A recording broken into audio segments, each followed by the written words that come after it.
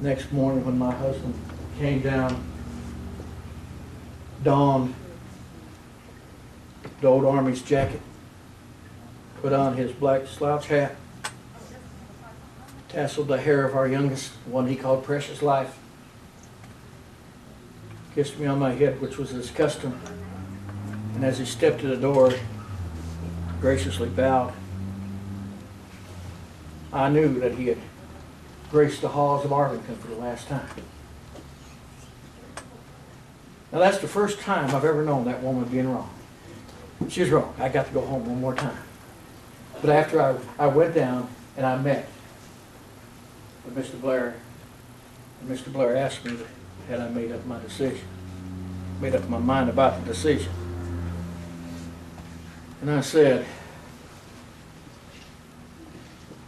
with all the strength I could, to follow. Oh, I love this union. I love Virginia more. I cannot, I will not, I dare not draw my sword, save in defense of my country. And I hear her calling me. Her voice beckons me. Virginia. Virginia. Virginia. He shook my hand briskly. I quickly left. I met with my generals, the man who was really more of a role model than anything in my life, Winfield Scott, General Scott, that taught me routes of war. That set up me. If given the opportunity, Captain Lee would prove to be the greatest captain of the ages. And I looked at him in his sickened stage, so unhealthy. And I thought how I must have disappointed that man. And he told me I had made the greatest mistake of my military career and to quickly resign as Colonel of the United States Army. I did so. And when I went home, my dear Mary was there.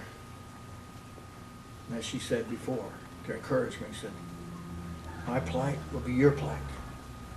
Where you go, I will also go. And that woman gave up everything for love.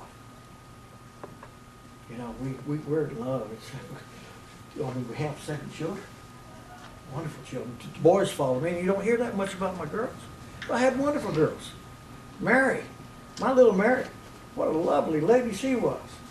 Now she could be a tad bossy, much like my darling Mims at times, but she was a darling lady, very independent, very strong-willed.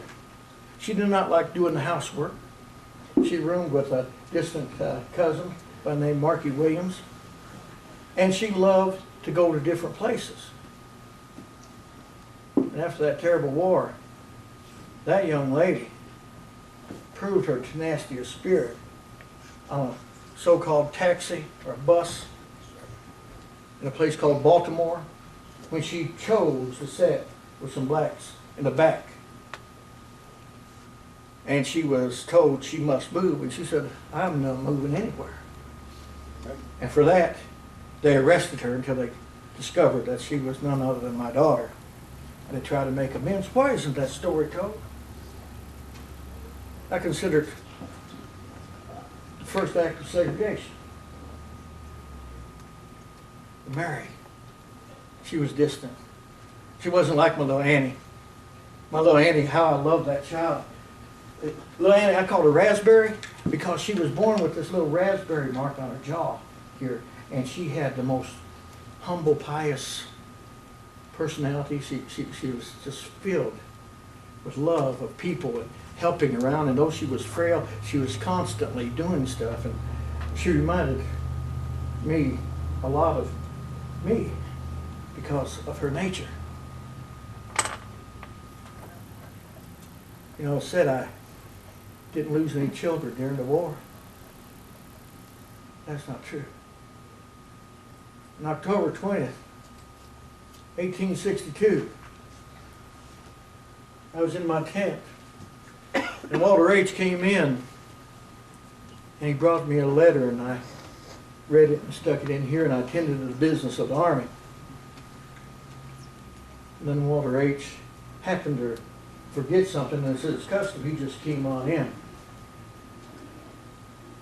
The colonel found me on my knees, could not be consoled, because the content of the letter said that my darling Annie had expired due to typhoid fever.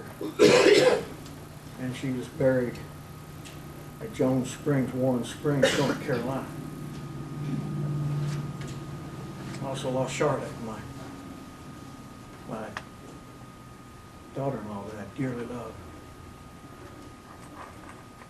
Also lost my little Robbie, who was named after me, my grandchild. But the good Lord in His mercies knew which one of us to take, because she was the best prepared to go. And it made me feel like that link by link the sacred chain was broken. So when my time came, I would be more willing to go to my reward. Then I had Agnes. She was born in 1845. I remember her well. Agnes was quite the character. Although a lot of people considered her as reserved and whatever, that was due to in '62 she lost the love of her life. That I found on a gentleman. His name was Orton Williams, distant cousin. I did not want that union because he partaked in drinking, and I now realize that maybe a father's wisdom is not always right.